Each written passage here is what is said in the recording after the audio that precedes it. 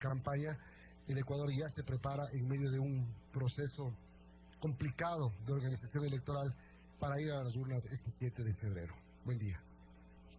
Hola a ambos, qué gusto saludarlos a los tiempos, qué pena no poder estar como de costumbre en el estudio con ustedes, pero bueno, me encuentro en Riobamba, los saludo desde acá, y como el resto de los ecuatorianos, no apenado de tener que ver 16 binomios, como siempre lo dije, y fue mi intención al salir de la vicepresidencia, había que buscar unidad.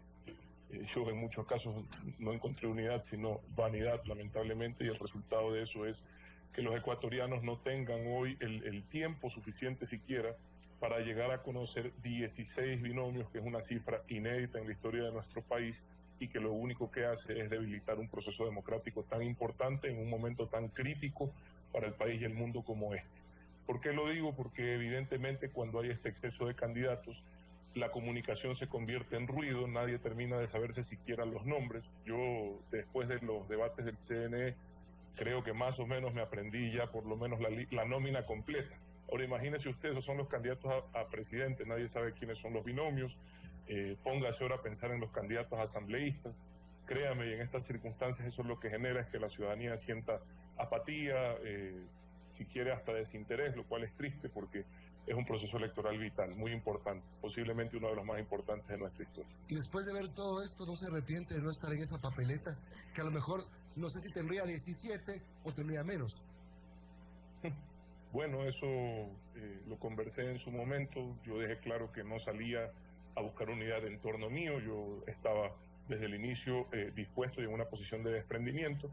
No se trata de mí, Milton, yo no me creo mejor que nadie, le soy sincero, evidentemente tenía números interesantes, estaba liderando la intención de voto en ese momento, pero yo lo que trataba de buscar era que ese apoyo sirva para consolidar un camino que nos aleje del destino de Caracas, para ser concreto, o sea, de verdad le digo, así de sencillo. Yo creo que el Ecuador estaba enrumbado hacia Caracas, creo que a pesar de muchas dificultades se ha conseguido detener un poco, desacelerar ese rumbo, pero no se ha logrado cambiar de destino. Y el país no se merece ese destino, el país se merece un destino de prosperidad, de desarrollo, de equidad, de justicia. Y no veo yo, digamos, una candidatura que termine de consolidar ese camino. Le soy sincero a este momento. Otto, buenos días. Yo le quiero preguntar sobre las propuestas que han tenido candidatos, unas más creíbles que otras, unas de corte populista, otras que quizás no se explica cómo van a ser. Pero, por ejemplo, hay un candidato, el candidato Arauz, que menciona que ya tiene comprometidas 4 millones de dosis para la vacuna con el gobierno de Argentina, cuando se ha sabido pues que esto no es un tema de gobierno, sino de la farmacéutica. Ese tipo de propuestas, ¿cómo ve para los ciudadanos? Porque habrá ciudadanos que realmente se la crean. Para mí, personalmente, el tema del COVID y de las vacunas es un tema muy sensible. Yo estuve, pues, en los momentos más duros, más difíciles, tratando de ayudar a salir de tremenda situación crítica. El golpe del COVID no ha sido solo en lo sanitario, ha sido en lo económico y en lo social. Y hablar así nomás, jugar con la esperanza de la gente, no me parece correcto. A ver, el Ecuador tiene un plan de vacunación, lo tiene desde el mes de noviembre del año pasado. Y en referencia puntual a ese ofrecimiento de uno de los candidatos, sí le debo de aclarar, como usted ya explicó, que salvo la vacuna rusa y posiblemente la vacuna china, no tengo muchas referencias a la vacuna china, salvo esos dos casos, el resto de las vacunas son elaboradas por laboratorios privados. En el caso de la vacuna referida por el candidato, esa vacuna del laboratorio AstraZeneca es un desarrollo de la mano con la Universidad de Oxford, que ha cerrado convenios con diferentes laboratorios privados en el mundo para poder acelerar la producción de la vacuna y poder abastecer rápidamente por región a los diferentes países de nuestro planeta. Entonces, en el caso de América Latina, AstraZeneca ha cerrado convenios con un laboratorio en México financiado por una fundación del magnate Carlos Slim, un laboratorio en Brasil que se va a dedicar solamente a abastecer a Brasil, un país que por su tamaño y su población tiene prácticamente las necesidades del resto del continente. Y en el caso de Argentina es un laboratorio de biomedicina que va a empezar posiblemente a producir alrededor del mes de junio vacunas contra el COVID. Ese laboratorio primero va a abastecer a Argentina y luego va a distribuir también a América Latina. El Ecuador tiene ya un convenio con ese y con otros laboratorios. En el caso de ese, tiene un convenio por alrededor de 5 millones de dosis, que son 2,5 millones de vacunas, son 2 dosis por ciudadano.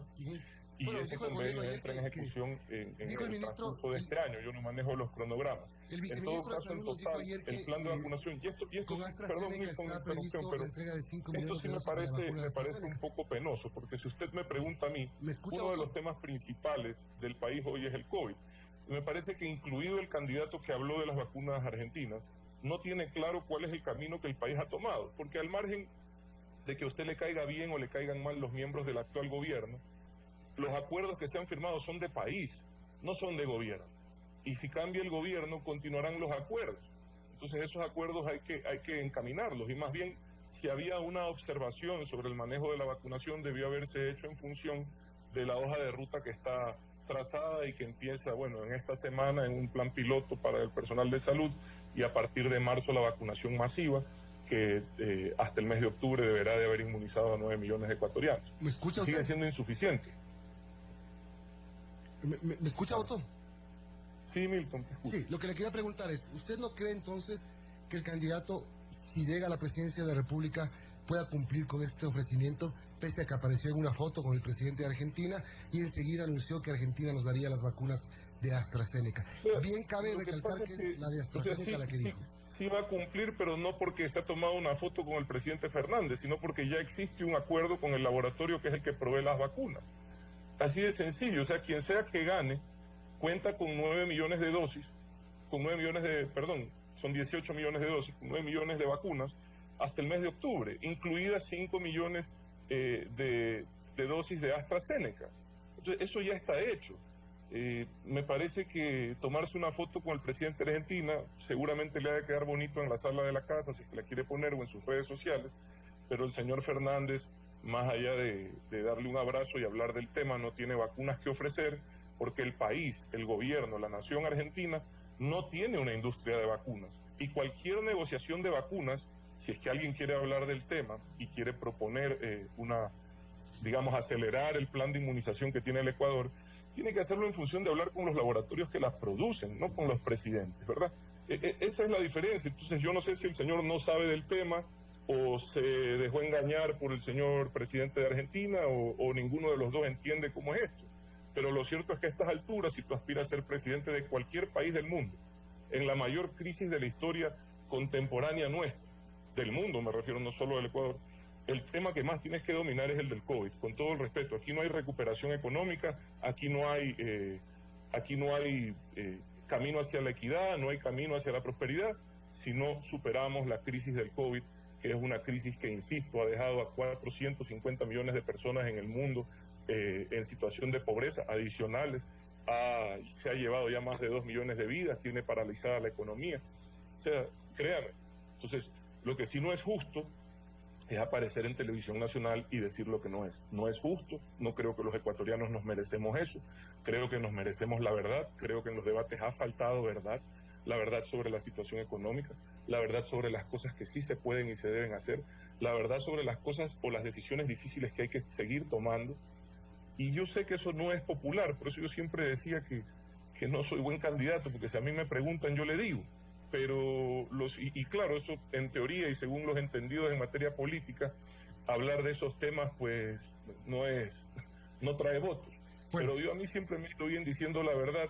Creo que, y como siempre lo he dicho, es importante empezar a hacer lo correcto por encima de lo popular, y vi poco de eso en los debates. Ayer justamente el viceministro de Salud nos contaba que ya están trabajando en la ARCSA para la aprobación del uso de la vacuna de AstraZeneca en el Ecuador, y nos contó que son más o menos 5 millones de dosis las que ha negociado el país con la farmacéutica AstraZeneca.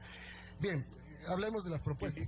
Y se hizo un proceso de simplificación, y todo esto lo sé por prensa, porque además ni siquiera es que yo manejo, ¿cómo se dice?, información privilegiada. Leo la prensa, los escucho a los comunicadores, leo los comunicados del Ministerio de Salud en un tema tan sensible. Se simplificaron los procesos y lo único que se necesita es tener autorización de la FDA, que es la institución de control norteamericana, o su equivalente en Europa. Y Bueno, lo que se no está sé. esperando es que Ujú. entreguen ese documento para poder avalizarlo en el Ecuador y no entrar en procesos más largos, porque no hay tiempo que perder. Bueno, estamos ya viendo un baratillo de ofertas de parte de candidatos y a la última que nos enteramos fue que le van a poner un carrusel a la Virgen de Quito para que dé la vuelta y no del espalda al sur. Esa, entre otras cosas, por ejemplo, los $1.000 para 1 millón de familias en la primera semana de gobierno de la oferta del candidato de la lista 1, que ya está, barriles de agua también. que ya está, sí, que ya está recibiendo Ya sé que lo van a registros en entrevistar la al página hombre. web. Yo estoy esperando que me manden también mi agüita virtual. Bueno, en todo caso, sí, Milton. Hay una serie de ofertas que, por ejemplo, hablemos de los $1.000. Evidentemente que se necesitan planes de acción social claros y contundentes para ayudar a las familias que hoy están pasando, no pobreza, hambre. Una situación que nosotros en el Ecuador no habíamos visto, por lo menos en estos niveles, por mucho tiempo. Las cifras económicas del cierre de año no fueron tan malas como se pronosticaron inicialmente. Yo pensé que íbamos a tener un decrecimiento del 11% del PIB, posiblemente vamos a cerrar alrededor del 7%. Eso se debe a haber tomado decisiones acertadas y oportunas, difíciles en su momento, respecto a qué sectores seguían funcionando y no entrar en un cierre total que hubiese puesto en riesgo el sistema financiero, la economía, la dolarización y posiblemente nos hubiese cobrado más vidas que el mismo COVID. Pero aquí siguió funcionando sectores estratégicos, exportaciones, telecomunicaciones, y se hicieron los primeros protocolos de bioseguridad para esos sectores en la región, los hizo el Ecuador, se tomaron esas decisiones en su momento, éramos los primeros en la región en tomarlas, y han funcionado con el triste dolor de lo que ocurrió en mi ciudad, y me tocó también vivirlo en primera fila. Han funcionado relativamente bien en el resto del país y han permitido que el impacto económico no sea lo que podría haber llegado a ser, y sin embargo es un impacto durísimo, casi brutal. Entonces, eso significa que hay que reforzar los planes de acción social. Cuando estuve al frente del COE se duplicaron la cantidad de beneficiarios de bonos, de transferencias económicas, sobre todo en los momentos en donde estábamos en aislamiento obligatorio y toque de queda, que fueron 3 meses, desde el mes de abril, mayo y junio. Pero todo esto se tiene que hacer en función de las posibilidades del país. Entonces, ofrecer cosas que ponen en riesgo la estabilidad económica del país, lo único que van a traer es más problemas. ¿No Yo cree no digo, que sea viable eso? hay que reforzar los planes de acción social, hay que seguir inyectando recursos. En los acuerdos con los multilaterales hay cientos de millones de dólares para esto que se están ocupando en este momento. Entiendo que la nueva vicepresidenta ha desarrollado un bono de soporte nutricional, porque el problema de nutrición infantil se va a exacerbar, se va a agravar. Me parece muy bien, y ese tipo de esfuerzos hay que hacerlo, pero no como una suerte de compra de voto con pago diferido, porque eso ya es demagogia y populismo.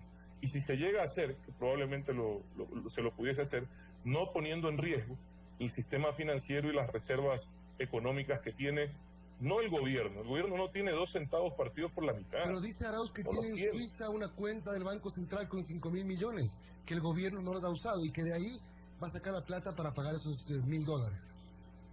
Las reservas internacionales del Ecuador, no del gobierno, son de alrededor de 8.000 millones de dólares y evidentemente se encuentran en el extranjero. Están compuestas por 4.600 millones de dólares que son los depósitos, ¿ya? Entonces, si alguien está diciendo que va a coger eso, está diciendo que se va a coger tu plata.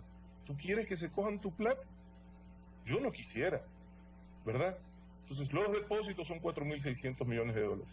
1.800 millones de dólares son las reservas de oro, que han crecido porque en una decisión acertada se recuperó el oro que estaba prendado en una operación que se hizo en el 2017 de Goldman Sachs, ¿ya?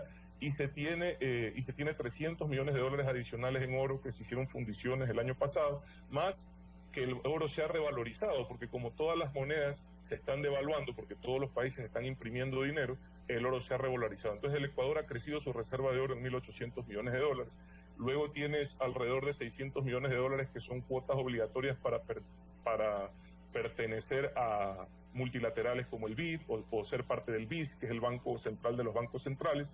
Y lo único que había, por lo menos hasta la semana pasada que revisé los balances del Banco Central, lo único que había del gobierno eran alrededor de 600 millones de dólares, que no alcanzan ni para este mes. ¿ya? O sea, no se puede ofrecer $1.000 a 1 millón de personas en una semana. Pudieras hacer dos cosas: salirte de los multilaterales y hacerlo, liquidar la reserva de oro y hacerlo, o tomar las cuentas que no son del gobierno, sino de los GATS y de los gobiernos, perdón, y de los bancos, de los depositantes, y hacerlo. Pero en los tres casos tienes consecuencias negativas que pueden resultar en efectos posiblemente irreversibles de una mayor crisis. Si tú reduces las reservas de oro, por ejemplo, se te limita mucho más el acceso a crédito que hoy el Ecuador tanto necesita, y vuelves a los créditos caros, pierdes el respaldo de los multilaterales, que son los que están ayudando al Ecuador a salir de esta crisis. Si tú te sales de los multilaterales, lo mismo. Y si empiezas a tomar las reservas, que tú puedes emitir CETES hasta un año, hasta 360 días, puedes emitir, no más de eso. Tienes que tener claro cómo lo vas a devolver en 360 días, porque si no estás poniendo en riesgo el sistema financiero. Y yo no veo la posibilidad de hacerlo porque nadie hasta ahora ha explicado cómo van a disminuir el déficit fiscal, que es lo que tiene el Ecuador en esta situación. Arrastrar 14 años de déficit fiscal. ¿Qué es el déficit fiscal, Milton, para sus oyentes? Eso significa, es lo que ocurre cuando gastas más de lo que ingresas. Y eso tú lo puedes hacer un año, lo puedes hacer 2 años, lo puedes hacer 3 años, 4. Al principio te prestan los bancos, luego ya vuelves al chulco, y al 6.º año ya no te presta a nadie. No puedes pagar la pensión de los colegios, empiezas a perder tu casa, tu carro. Nadie dice cómo se va a cerrar el déficit. Yo trabajé duro en eso. Yo sé que no es popular porque significaba reducir el gasto. Y el primer ejemplo en la vicepresidencia, redujimos el gasto 40%, ¿verdad? En el país se logró, desde finales del 2018 hasta hoy se logró reducir el gasto público en alrededor de casi 3 puntos porcentuales del PIB, ¿verdad? Yo sé que eso se refleja en una desaceleración económica, y todos proponen recuperar la economía con gasto público, y en papeles ese es un camino viable, siempre y cuando hubiesen hecho lo correcto, que era tener fondos para hacerlo en los momentos de crisis. Pero lamentablemente el modelo que ellos representan lo que hizo fue burlarse de esa situación, de esa posibilidad, y hoy que realmente necesitaríamos esos fondos para inyectarle a la economía desde lo público y poderla sacar adelante a mayor velocidad, no los tenemos, porque fueron malgastados, despilfarrados, o inclusive invertidos en algunos casos en cosas positivas, pero más allá de nuestras posibilidades. Ese es el costo de hacer las cosas sin responsabilidad. Son las 7:28, estamos conversando con el ex vicepresidente de la República, Otto Sonnenhorstner. Otto, usted mencionaba que hubiese sido un mal candidato, porque quizás hubiese dicho cosas impopulares que se tienen que hacer. ¿Cuáles serían esas cosas impopulares pero necesarias que tendría que hacer el presidente que sea elegido en este 7 de febrero? Bueno, las vengo diciendo, ¿no? El Ecuador tiene una brecha de financiamiento importante. Este año, por la pandemia, se agravó. Este fue un año, oiga, yo no sé si hacemos un poquito de memoria, pero tuvimos precio negativo del petróleo, se rompieron los oleoductos y poliductos, los tres, se rompieron. Nunca había pasado en la historia del Ecuador, ¿verdad? Por ahí dijo un candidato que ellos iban a hacer una recuperación del Ecuador como hicieron una reconstrucción en Manabí. Yo no sé si era una oferta o una amenaza. Ayer veía justamente, vamos a llegar al 5.º año, Otto, del terremoto de Manabí, y ayer veía unas imágenes de lo que todavía en Manabí no ha pasado. Lo que sí pasó es que nos subieron el IVA, de que hubo donaciones internacionales, pero lo que no ha pasado es que las obras han llegado a los que más necesitan, a los más afectados por el terremoto. A propósito, perdón. Verá, Milton, el terremoto de Manabí, y esto le cuento como una de las vivencias que más me impactó cuando fui vicepresidente. El terremoto de Manabí, si bien es cierto, fue una tragedia muy dolorosa, no se acerca, pero que estará unas 40 veces de distancia de lo que está ocurriendo hoy en el Ecuador en cuanto a la dimensión de la crisis, ¿verdad? Empezando porque fue un evento aislado en 2 provincias, ¿ya?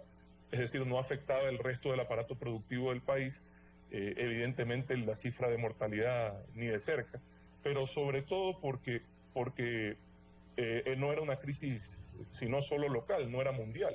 Entonces no había la desaceleración económica planetaria que hoy tenemos. Entonces no podemos ni llegar a comparar. Aún así, se tomaron las decisiones económicas que se tomaron, se sacó la ley de solidaridad que recaudó más de $3.000 millones entre, como usted dice, donaciones, créditos de multilaterales y recursos fiscales que fueron parte de esa ley. Cuando yo llegué a la vicepresidencia había administrado esa crisis desde el primer día. A mí ya no se me entregó esa competencia. Esa competencia la tuvo el ex vicepresidente Glass y la ex vicepresidenta Vicuña. Pero sí yo pedí un resumen de lo que había ocurrido en Manabí con ese dinero, porque son más de 3.000 millones de dólares para la economía manabita y esmeraldeña. Digamos que era suficiente como para convertir a esas provincias o transformar a esas provincias realmente en polos de desarrollo, de prosperidad y de equidad. Era una oportunidad, o sea, de una crisis tan grande podían hacer una oportunidad.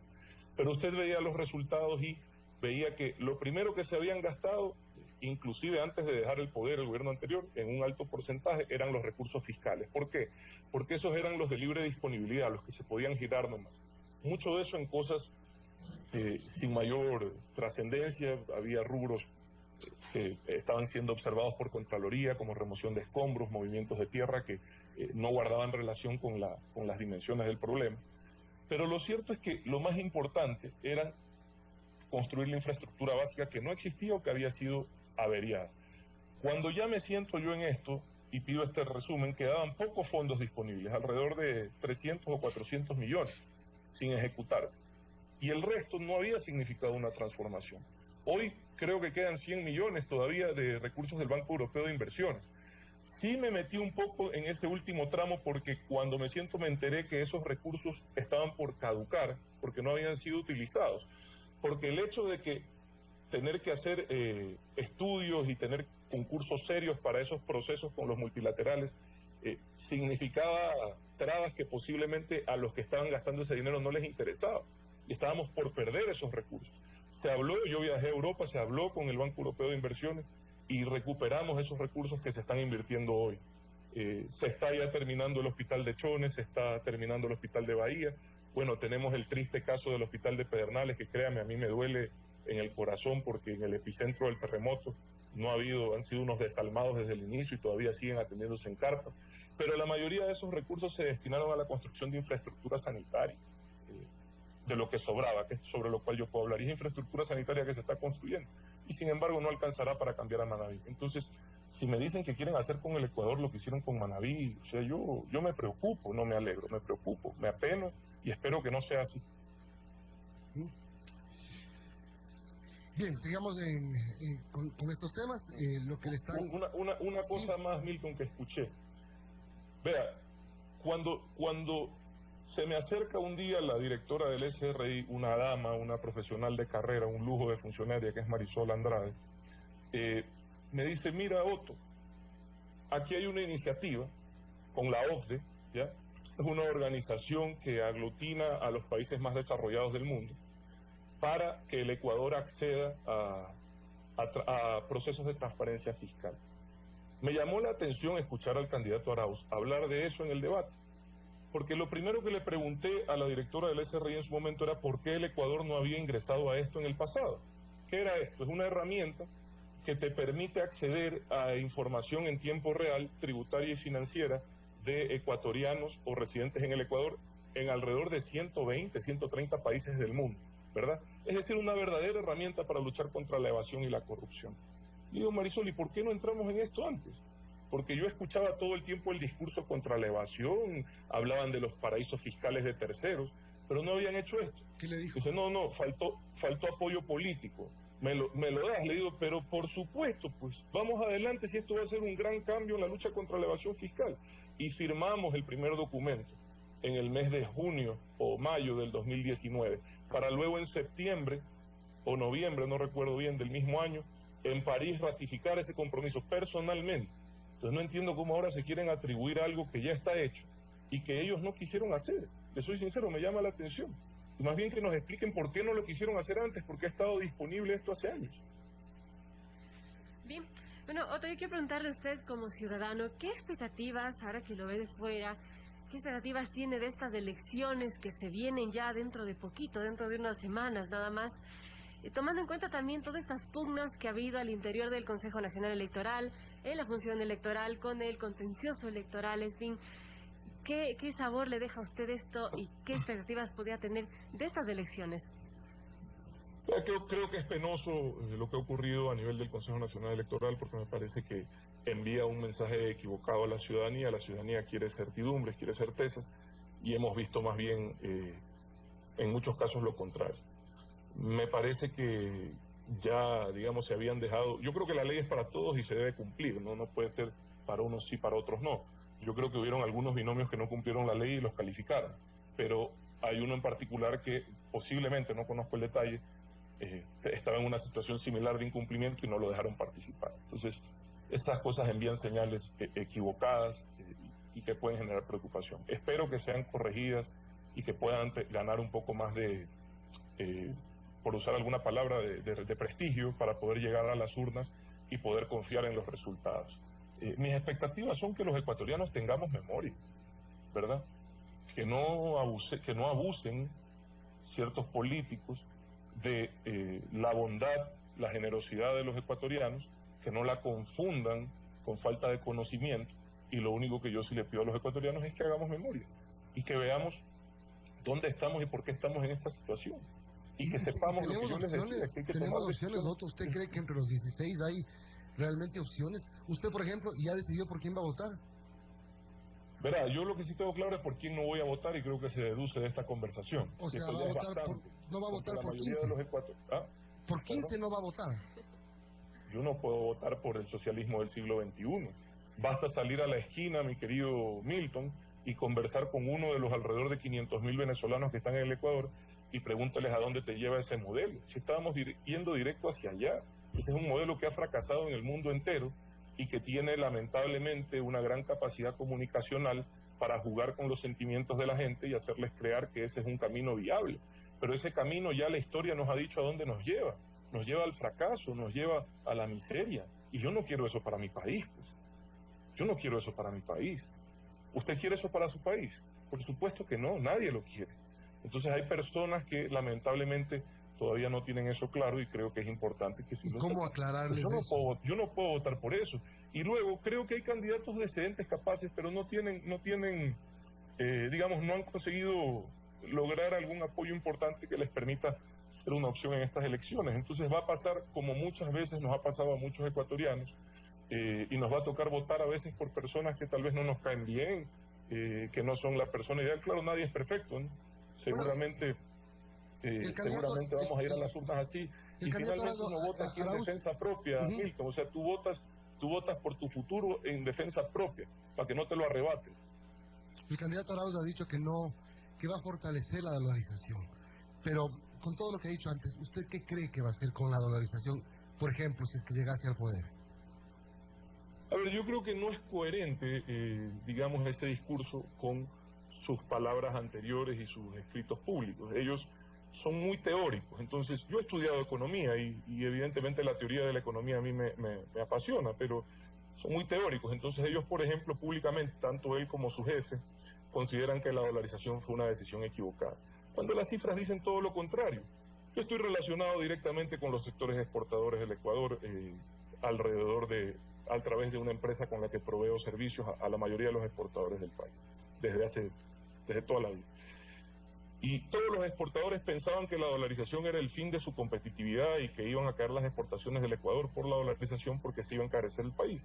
Y lo cierto es que el Ecuador exporta 4 veces más después de 20 años de dolarización. Todo el mundo, claro, 4 veces más, porque encontraron la competitividad no en los salarios de miseria, sino en la tecnología, en la innovación, en la calidad, en el respeto al medio ambiente, y han ganado nichos de mercado así: los camaroneros, los bananeros, los cacauteros, los floricultores, y son un orgullo nacional, ¿verdad? Es dolarización. Entonces, todo el mundo creía que la dolarización iba a ser contraproducente, pero lo cierto es que la dolarización ha conseguido algo que no ha conseguido ningún político en el Ecuador, ¿verdad? 2 o 3 cosas importantes. La primera, el otro día escuché al mismo candidato decir que con Correa la evasión fiscal se había disminuido drásticamente. No, el Ecuador viene recorriendo desde el año 2000, por la dolarización y por la institucionalización del SRI, un camino de crecimiento de recaudación inédito. Hay, creo que, una cuadruplicación de la recaudación entre el 2000 y el 2007, o sea, mucho más que en el periodo posterior. Entonces, es por el orden y por la previsibilidad que te da la dolarización. El Ecuador se ha desarrollado en una velocidad que nunca antes inmobiliariamente, porque las familias pueden financiar su casa, pueden financiar su carro. Antes eso no se podía ni soñar. Pero lo más importante, ya no hay un político que te transfiere la indisciplina y la irresponsabilidad del gobierno a través de la impresión de dinero en la forma de devaluación a los más pobres, que era la devaluación, lo que vive Argentina, lo que vive Venezuela. Es transferirle la irresponsabilidad del gobierno a los más pobres, porque los más ricos tienen dólares, así no esté dolarizado su país, manejan su patrimonio de otra forma, pero el más pobre es el que ve reducido su salario a $2 como en Venezuela y a 30 o 40 dólares como en Argentina. Otto, y a propósito de responsabilidades. ¿Yo quiero eso para mi país? No, yo no quiero eso para mi país. Yo estoy contento y feliz con la dolarización y jamás me atrevería a decir que fue un error. Peor ahora para ganar la elección disfrazar diciendo que la van a fortalecer, pero si en el fondo creen que es un error. Si la van a fortalecer, ¿por qué dicen que van a gastar más desde el presupuesto general del Estado si no hay dólares para gastar? ¿De dónde van a sacar los dólares para cubrir ese gasto? ¿Verdad? Otro, a propósito de responsabilidades, ese es el inicio del fin de la dolarización. Y hacerle una pregunta final, y respecto a estos cuestionamientos que ha hecho el candidato Arauz respecto al prepago de la deuda externa Goldman Sachs y Credit Suisse en medio de la emergencia, en plena pandemia. Él ha cuestionado esto. ¿Usted qué opina sobre estos cuestionamientos? Primero es mentira, ¿ya? De cajón. No hay 2.000 millones de dólares. Dígame dónde estaban porque nos hubiesen hecho falta, ¿verdad? Pero lo cierto es que sí se hizo un descuento anticipado en noviembre del 2019, antes de que inicie la pandemia, para recuperar el oro. Había 1.000 millones de dólares de oro prendado por un crédito de 500 millones, y se debitaron en noviembre y se descontaron en abril, me parece, 300 millones de dólares, pero se recuperaron 1.200 millones de dólares de oro. Entonces díganme si esa transacción es buena o es mala.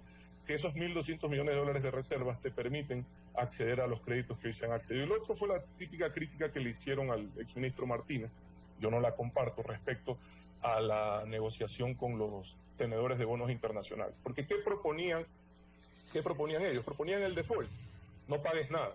¿Qué se hizo? Se pagó un mínimo porcentaje que nos permitió no cerrar las puertas del mundo financiero y nos permitió renegociar la deuda, lo que ha significado para de aquí los próximos 5 años ahorrar en flujo 1.500 millones de dólares al año, reducir los intereses a la mitad y disminuir, no me acuerdo si eran 2.000 millones de dólares de capital de la deuda. Entonces dígame si eso es bueno o es malo. Pero por último, si no se pagaba, y eso sí se lo digo yo, o si no se hacía esa operación, se nos cerraban las puertas de quienes han sostenido al Ecuador en esta crisis, que han sido los multilaterales. Porque todo el mundo critica a los multilaterales, ¿verdad? Que son los que le han prestado en esta situación al Ecuador más de 4.000 millones de dólares hasta el día de hoy durante la pandemia. Nada de eso hubiese entrado. Entonces yo le digo a usted, oiga, pague 280 para que le entren 4.000, ¿paga o no paga? ¿Ya? Porque ¿qué hacía yo con los 280 si no me ingresaba el financiamiento que se necesita? Y con todo el respeto, yo no tengo nada en contra de ningún país que haya decidido financiar al Ecuador, pero creo que me quedo con los financiamientos actuales que con los anteriores. Son significativamente mejores. Y las decisiones de equilibrio fiscal, de reducción de gastos públicos que hay que tomarlas con o sin los multilaterales, porque sencillamente no alcanza la plata. Entonces nos hubiésemos quedado a mitad de camino y estaríamos hoy sí en una verdadera tragedia social a causa de las dificultades económicas de acceder a financiamiento. Nadie le va a prestar plata al Ecuador, porque todo el mundo habla de esto. Nadie le va a prestar plata al Ecuador en mejores condiciones, y en algún momento nadie prestará punto si el Ecuador no corrige sus problemas de indisciplina fiscal. Nadie le va a prestar. Otto, tenemos un minuto para terminar, y yo quisiera que usted le diga algo a la gente, porque el 7 de febrero tenemos pandemia además, y vamos a estar en una situación compleja porque seguimos aumentando los casos, lamentablemente. Mucha gente no irá a votar, mucha gente adulta no querrá arriesgar, entonces tenemos el riesgo de que haya un gran porcentaje de ausentismo. Pero también hay una corriente del voto nulo. ¿Qué le dice usted a la gente? Creo que el voto nulo es un error, ¿ya? No sirve de nada porque en el método que tenemos de contabilizar votos, lo que haces con el nulo es que, por decir algo, llegas, digamos, un caso inédito extremo, llegas a 50% de nulos en el Ecuador, ¿ya? Entonces alguien con el 20%, ese 20% de apoyo, se convierte en 40% de voto válido. ¿Me explico? Es un absurdo. Estamos fomentando a que alguien con muy poco apoyo, con muy poca legitimidad, pueda llegar a niveles de votación que no corresponden a la realidad de su respaldo. Entonces, el voto nulo no contribuye en nada. Entiendo que mucha gente no desea ir a votar por temor a su salud. Yo estoy consciente, de hecho, es un riesgo. En otros países han habido votaciones y se ha manejado con estrategias adecuadas de bioseguridad. Creo que hay que trabajar en eso y fortalecer la idea de que se puede tener una votación segura. Sin duda es un riesgo, estamos en pandemia, pero hay que reforzar la información respecto a la bioseguridad. Y por último, un mensaje a los ecuatorianos, Milton. Nuestro país siempre va a tener un camino, por más que algunos se dediquen a obstaculizar ese camino. Somos un país de gente capaz, somos un país de gente decente, somos un país que sabemos que los únicos que vamos a lograr sacar al país adelante somos nosotros mismos. Entonces, creer que un ciudadano, porque gana una elección prometiendo cosas, va a cambiar de mi realidad, no. Su realidad la cambia usted. Y lo que necesitamos es un gobierno responsable, decente, que entienda la necesidad de lograr un ambiente de equidad, brindando las 3 cosas que los ecuatorianos necesitamos realmente, o las 4 cosas que los ecuatorianos necesitamos realmente. Una salud pública y gratuita de calidad, una educación pública y gratuita de calidad, seguridad y oportunidades de desarrollo.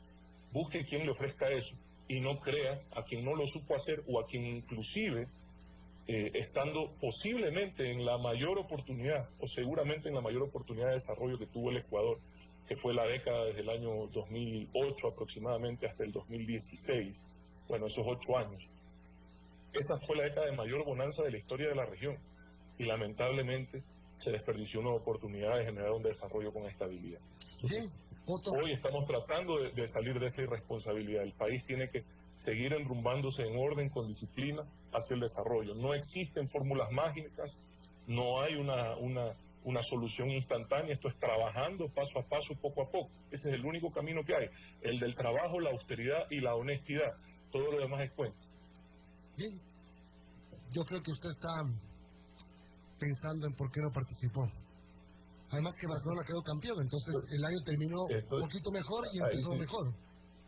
Ahí sí. No, la verdad yo estoy tranquilo, Milton. Ojalá la ciudadanía sepa elegir, creo que sí, adecuadamente. Yo estoy trabajando en lo mío, como siempre, en lo privado, y estoy ahora haciendo obra social con mayor fuerza. Estoy recorriendo las comunidades rurales del Ecuador. Estuve ayer por la parroquia Salinas de Guaranda, ayudando a la gente con temas alimentarios y temas sanitarios. Ahora voy a estar por acá por Penipe. Estoy en eso, Milton. 2 días a la semana le dedico a eso y luego a trabajar, que es lo que siempre he sabido hacer. Bien, Otto Sonnenholzer, gracias por habernos acompañado hoy. Otto, ex vicepresidente de la República, tenga buen día. Gracias a ambos, un saludo. Un abrazo. Gracias, Otto. Pausa, enseguida volvemos con Yacu Pérez.